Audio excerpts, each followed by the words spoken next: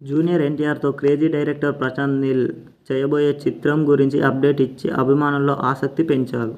తన గత చిత్రాలలో పూర్తి విభిన్నంగా ఉంటుందని నీల్ తెలిపారు.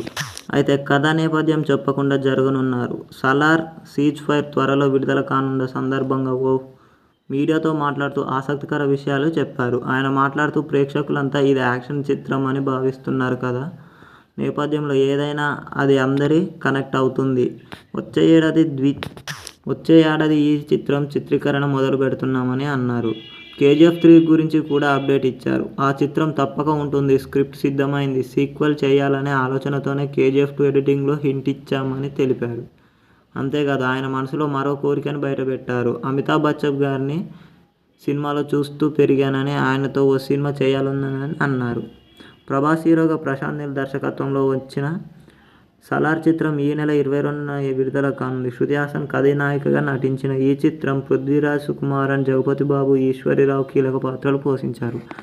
అయితే పవన్ కళ్యాణ్ జూనియర్ ఎన్టీఆర్తో మాన్స్టర్ అనే సినిమా పేరు చేయగలరని ప్రశాంత్ నీల్ తెలియజేశారు. ప్రస్తుతం దీనికి సంబంధించిన విషయం సోషల్ మీడియాలో ఎంతగానో వైరల్ అవుతున్నాయి. ప్రస్తుతం జూనియర్ ఎన్టీఆర్ దేవర మూవీ షూటింగ్లో ఎంతో బిజీగా ఉన్నారో మనందరికీ తెలిసిందే. అయితే ఈ చిత్రం మూవీ షూటింగ్ పూర్తి కాగానే ఎన్టీఆర్ 32లో జూనియర్ ఎన్టీఆర్ పాల్గొనబోతున్నాడని తెలుస్తుంది.